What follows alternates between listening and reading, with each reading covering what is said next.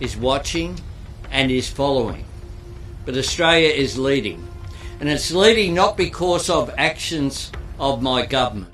অস্ট্রেলিয়ায় 16 বছরের কম বয়সীদের জন্য সোশ্যাল মিডিয়া ব্যবহারে নিষেধাজ্ঞা কার্যকর হয়েছে। বুধবার সকাল থেকে দেশটির অসংখ্য কিশোর কিশোরী আর তাদের অ্যাকাউন্টগুলো ব্যবহার করতে পারছেন না। তবে অনেকেই এই বিধিনিষেধ পাশ কাটানোর পথ খুঁজে বের করেছে এবং ধরা না পড়া পর্যন্ত আগের মতোই স্ক্রল ও পোস্ট করা চালিয়ে যাবে বলে বিবিসিকে জানিয়েছে।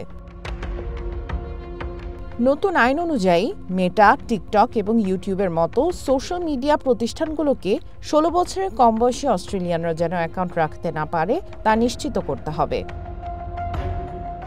বিশ্বে এই প্রথম শিশুদের সোশ্যাল মিডিয়া ব্যবহারে এত কঠোর নিষেধাজ্ঞা চালু করল কোনো দেশ।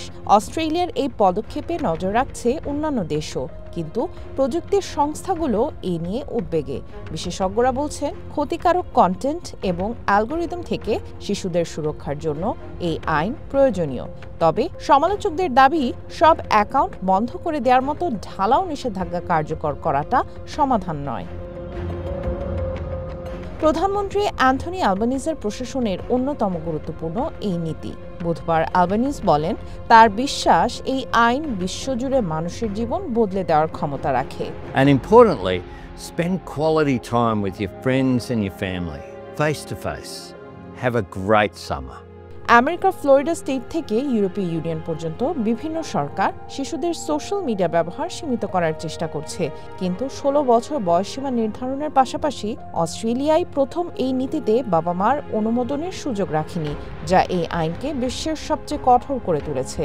ডেনমার্ক, মালয়েশিয়া, সিঙ্গাপুর, গ্রিস এবং ব্রাজিলের মতো দেশগুলো জানিয়েছে যে তারা অস্ট্রেলিয়াকে একটি পরীক্ষামূলক উদাহরণ হিসেবে দেখছে। অস্ট্রেলিয়ার সরকার প্রাথমিকভাবে 10টি সোশ্যাল মিডিয়া প্ল্যাটফর্মের নাম ঘোষণা করেছে। এছাড়া অন্যদেরও সতর্ক করা হয়েছে যে পরবর্তীতে তাদেরও নিষেধাজ্ঞার আওতায় আনা হবে। নিষেধাজ্ঞা মেনে চলা হচ্ছে কিনা তা পরীক্ষার জন্য নিয়োজিত থাকবে অনলাইন নিরাপত্তা নিয়ন্ত্রক সংস্থা। লঙ্ঘন হলে শুধু সোশ্যাল মিডিয়া প্রতিষ্ঠানগুলোকেই জবাবদিহিতার আওতায় আনা হবে। গুরুতর লঙ্ঘনের জন্য সংস্থাগুলোকে $33 মিলিয়ন পর্যন্ত জরিমানা করা হতে পারে। অস্ট্রেলিয়ায় দীর্ঘদিন ধরেই উদ্বেগ রয়েছে যে সোশ্যাল মিডিয়া প্রতিষ্ঠানগুলো তাদের প্ল্যাটফর্মে ব্যবহারকারী, বিশেষ করে শিশুদের ক্ষতি থেকে রক্ষা করতে পারছে না। এক জরিপে দেখা গেছে এই নিষেধাজ্ঞা অভিভাবকদের মধ্যে দারুণ জনপ্রিয় হয়েছে। তারা আশা করছেন এটি সাইবার হয়রানি এবং শিশু নির্যাতন কমাতেও সহায়ক হবে। এছাড়া এটি শিশুদের মানসিক স্বাস্থ্যের জন্যও ইতিবাচক বলে মনে করছেন আইনজীবীরা।